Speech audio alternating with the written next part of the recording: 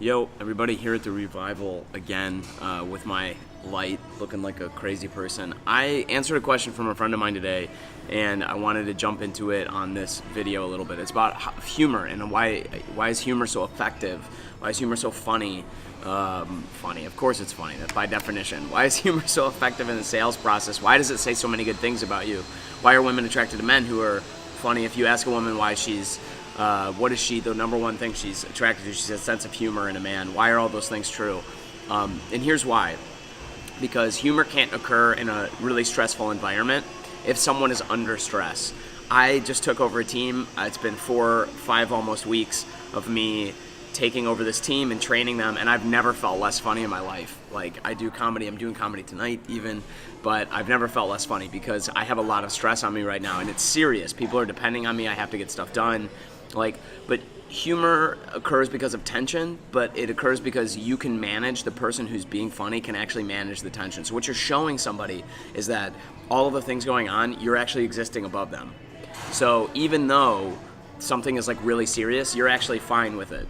And so cracking jokes are a way to show people that you're actually not being pushed under by the tension. So recently I'm almost overwhelmed with all the stuff I have going on. So like I have been a little bit pushed under by the tension, but it shows people that you're above it. And if they laugh at you, it's consent to what the things that you're saying. So when a woman says, I want a man who's like really funny, or I really like a guy with a good sense of humor, what she's really saying is, I like a man who's powerful enough to not be affected by the things going on around him. That's what it means. If you're cracking jokes on a call or on a cold call or with a prospect, it actually is powerful because it shows the prospect and the people in the conversation that you're actually not being affected by what's happening. So, cracking a joke to open a group or something like this, it's powerful if they laugh. If they don't laugh, that's a frame battle, and it's a different thing that's occurring. And there's a couple of different things you can do. That's another conversation we can kind of talk about, why someone is laughing versus not laughing. Actually, designing a coaching course around this almost specifically, because a lot can happen in that specific moment. But what's important to understand is that you're displaying a lack of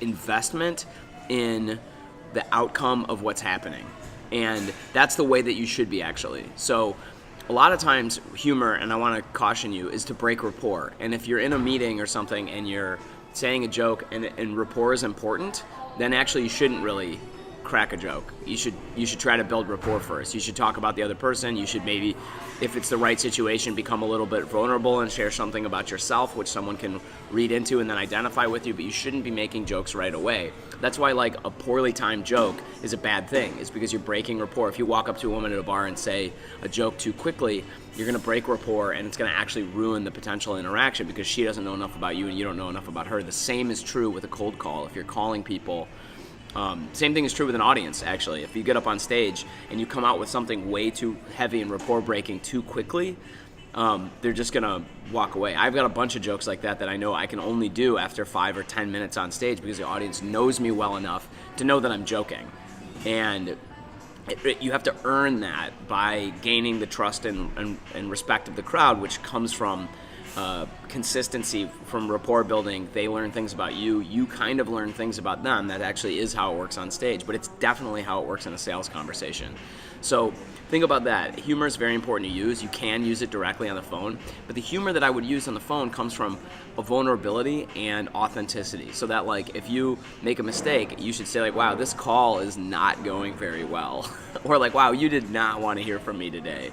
Those kinds of things open up a door because you can actually meet in that emotional space. You don't want to talk to people that are uncomfortable for you to talk to as much as they don't want to talk to you. If you're on a cold call and you say, wow, this is not going very well, is it?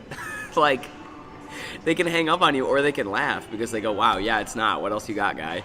Like, these kinds of things actually open ways and venues for you to actually connect with somebody. And that's what the point of doing the cold call is. That's what the point of sale is. That's what the point of connecting with someone in real life is. That's what the point of being on stage is. All of those things are true.